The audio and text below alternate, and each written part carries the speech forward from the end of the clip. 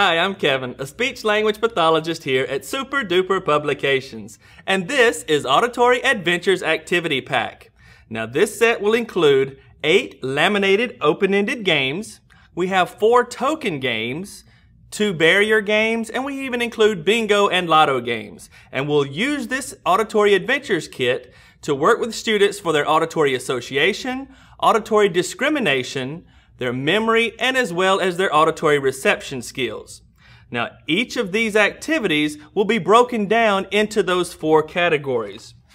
Now, if we open the workbook that we have, we'll notice on the introduction page, it has each of the areas listed, as well as the different category items within each of those sections. So this kit will address 21 skills, and these will include the following. For Auditory Association, we have absurdities, action agent, analogies, auditory closure, if-then, inferences, listening for main idea, opposites, and name that category. Now, when we're working on auditory discrimination, some of those phonological awareness skills, we'll actually target 6 areas under this heading. Now, these will include discrimination of initial sounds in words, discrimination of final sounds in words, the identification of initial sounds in words, rhyming, sound blending, and syllable awareness. Next, we'll move on to our auditory memory tasks. Now, these subheadings will include following directions, listening for details, memory for words, memory for short sentences, and memory for long sentences. And then as we move over to our auditory reception, these activities will include yes/no questions.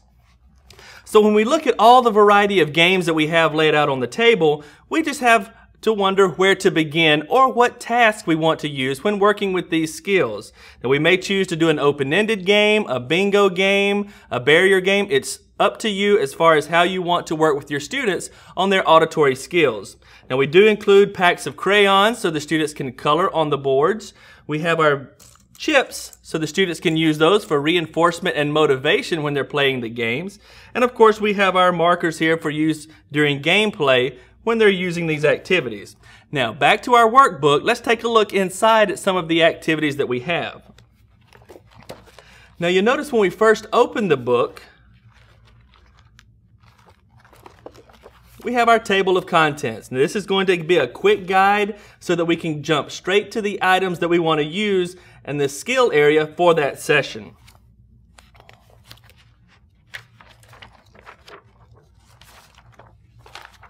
So turning over to say name that category. Now these are going to be broken down into those categories that we normally work on.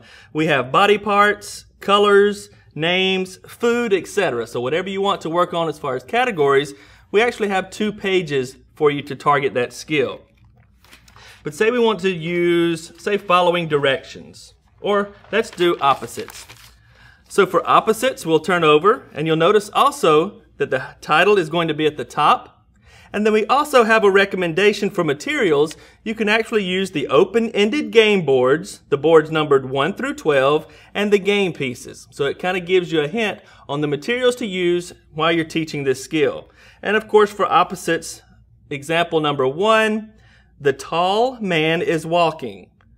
So with tall being underlined, what would be the opposite? And of course, we're hoping the student responds with short.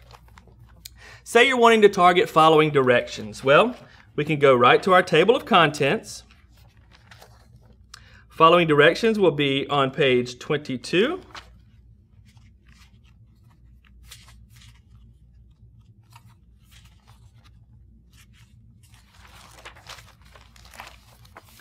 And now on page 22, we have our materials, the Sound Snack Shack, which is board number 18, and our crayons.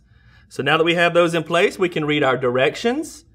And then we have our stimulus items for level 1, and that will include list A, list B, and list C. Now as the students progress, they can move over to the next page. Again, it's going to have the barrier barn number 17 in the crayons for this activity, our directions, and then of course this will also be level 1 that the students can practice those skills. By simply turning the page, say we'll go from page 20 over to page 25. This is going to be the following directions, the same materials, but you'll see now we're at level 2. So just a good way for students to progress when using these materials. So after we've targeted specific skills, you may want to do a variety of activities. So if we look in our workbook, we're going to have, of course here you can see where we're going to have yes, no questions. This is going to be for our auditory reception tasks. We can also just flip through and you'll see we have cut and paste activities as well. So with this activity pack, not only are you going to get the reproducibles from the workbook, but you also have your game boards, your barrier games, etc. when you're working with your children with their auditory discrimination and reception skills.